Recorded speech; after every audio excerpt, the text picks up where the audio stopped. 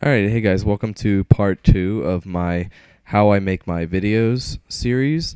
In this episode, I'll be showing you what programs I use for, image editing and video editing and that sort of thing. So, I showed briefly in part 1, Audacity 1.3. This is the beta. They don't really have a model that works for Windows 7 yet, but the beta seems to do me just fine. This program works very well with Windows 7 so far. It's simple. You can just hit record your audio, and stop, edit, whatever. It's a very simple program. Almost anyone can use it. Nothing too tricky. Nothing too ridiculous to it. So I'm not going to really say too much about this particular program, other than until there's a better recording studio, then I will, or if I don't know, since I may not know of one, but for now this seems to suit me best. Anyway, moving on to a more this is the program I showed you also briefly. This is Total Media Extreme. This is what allows you to record your media. You can actually do a large variety of things if you want to, but I really only use this for recording my video from my PVR. I showed it briefly how it works. It's pretty simple, nothing too fancy about it. It's easy to use. It's a really great program. So I'd really recommend you guys take a look at that. If you do have a PVR, it'll come with it anyway, so it won't matter. You'll have to do it anyway. So it all works out in that retrospect. Anyways, okay, to my main editing program. Actually, before, just want to get it out of the way, I also use Adobe Photoshop CS5. For those of you who don't know, I do make graphics, such as the background you're seeing right here. This is my background. I made it, and I don't know, I kind of enjoy creating intros and logos like that. So anything you might have seen with my graphics, if you've seen my graphics, this is what I used to make it. Adobe Photoshop CS5. It's the newest version, just came out recently. It's a great program, and anyone who has Photoshop should know that Photoshop is a great program that really allows you to edit photos the way you want it to. And now moving on to my main video editing software, Sony Vegas Pro 9. Now this program is going to run you at about $600 retail, and you're going to get, you may seem like, wow, that's a lot for just one program, but really the actual amount of stuff you can do to edit your videos in it is phenomenal. I mean, the fact that it's that much is, you have so many things that you can do with a video that allows it to be perfect for me. So I love this program. I mean, I've used, when I'm on a Mac, whenever I need this computer is down for repair or whatever the case is, I will generally use the Mac that I have here, and I use Final Cut Pro on the Mac. That program is worth, I think, $1,000. It's way more advanced, way more technical, and very difficult to use. So I prefer to use this. It's a little more simple, yet it lets me do the same thing: HD video editing, audio editing, everything I need to make the perfect video. So I'm going to take that file I quickly captured earlier in part 1, and I'm going to show you what can be done with it. And okay, now there's a flaw with all PVRs. You guys may have noticed, I'll try and see if you can show it. In these top corners, there's black bars that go on the very top and down on the right here. And to me, it looks really bad. I think it can be easily fixed.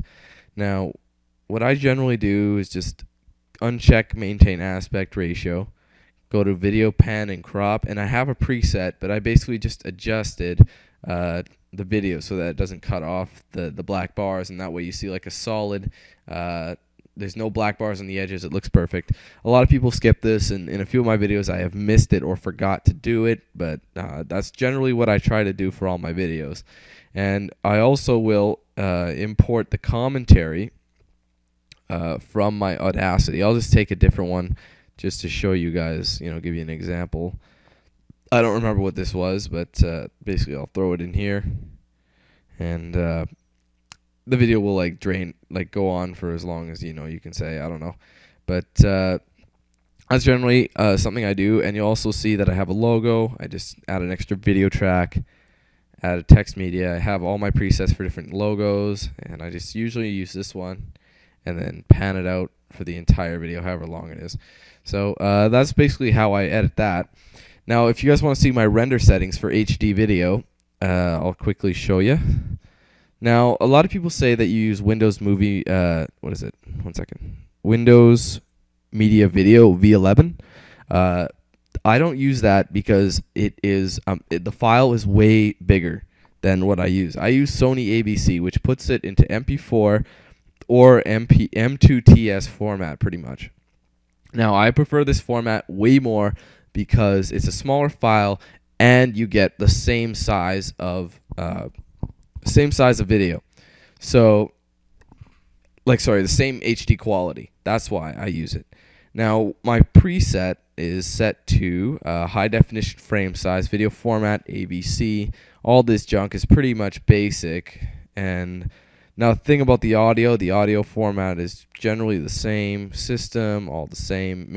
I usually set it to MP4, and project is always best. And then I set it to 720p video, so it looks great. These settings really work for me, and as you can see on the videos, they also look great. Now, you guys might be wondering how I put up so many parts as fast as I do. Maybe, I'm busy and I can't do it all the time. But there's something called batch rendering, and I'll show you real quick what I mean. I'll just copy this file and paste it over here. Now, you can render things in groups. Now, by doing that, you go up here until you see loop region, and there will be 2 arrows, like this. There will be the arrows with the cursor. You click and drag to the length of the section you want. Hit R and type in a name. Hit enter. That is one part that you will render. And do the same thing to your next part. Name it. Now this saves me because I can do 15, 20 parts and render them all while I'm sleeping or I'm at work or whatever. Now you go to Tools, Scripting, and Batch Render. And then it's really simple to use this batch render because before you'd have to do it one at a time, then go back and edit it. But if you just import all your files, it'll edit it to that specific profile. So that's really, really handy for me, is the batch render feature. Excuse me.